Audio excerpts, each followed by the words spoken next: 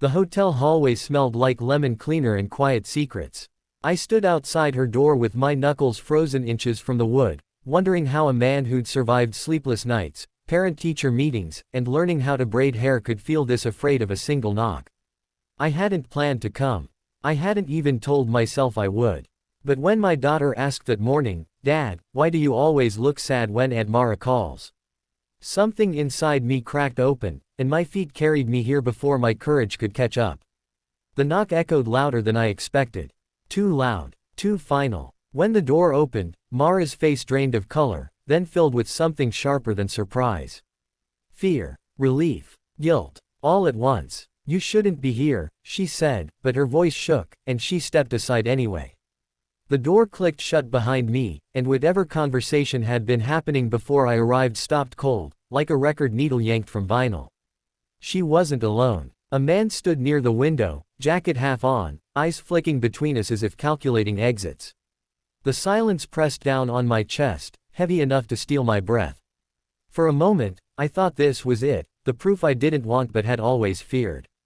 That I was the fool who waited, who believed in maybe, who raised a child while hoping someone would eventually choose him back. "I'll give you two a moment," the man said quickly, already reaching for the door.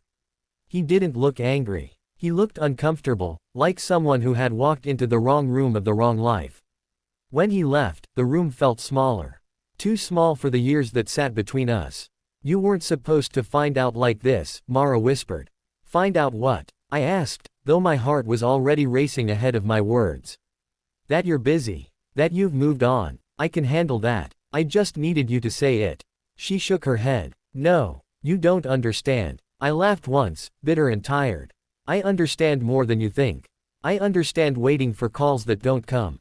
I understand explaining to a 6-year-old why her favorite person can't come to her school play. I understand lying to myself because it's easier than letting go."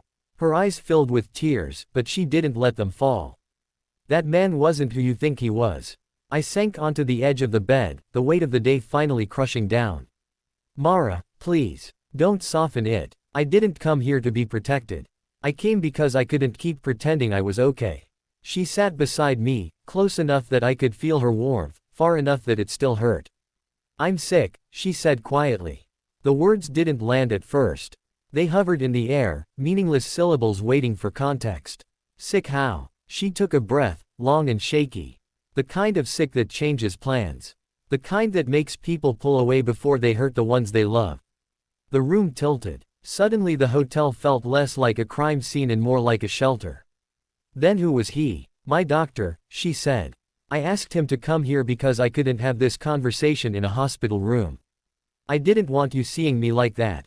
My chest tightened. All the stories I'd written in my head, betrayal, replacement, rejection, crumbled into dust. "Why didn't you tell me?" "Because you already carry so much," she said. "You lost your wife. You raised your daughter alone. You're always the strong one. I couldn't be another thing you had to survive." I stood abruptly, pacing the length of the room. Anger flared, sharp and bright. "You don't get to decide that for me. You don't get to disappear and call it kindness." She finally let the tears fall then, quiet and unstoppable. "I was scared. Of needing you. Of you staying out of obligation. Of watching you choose me out of pity." I stopped in front of her. "I didn't come here out of pity. I came because my life feels unfinished without you in it." The words surprised us both. For a long moment, we just breathed. The city hummed outside the window, unaware that two people were standing at the edge of something fragile and terrifying. "I don't know what happens next," she said. "I don't either," I admitted. "But I do know what happens if I leave. I go back to being half present in my own life. And I don't want my daughter growing up thinking love is something you abandon when it gets hard."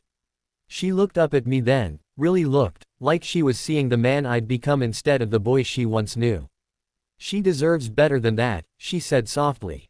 "So do you." The second hook came quietly, without drama, without raised voices, just a simple question that changed everything.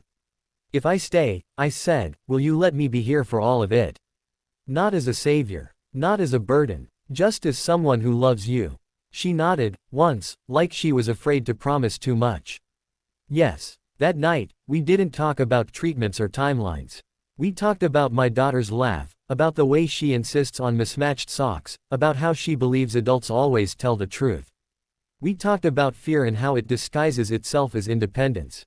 We talked until the distance between us felt bridgeable again. When I left the hotel hours later, the hallway no longer smelled like secrets. It smelled like resolve. The next morning, my daughter asked why I was smiling while making breakfast.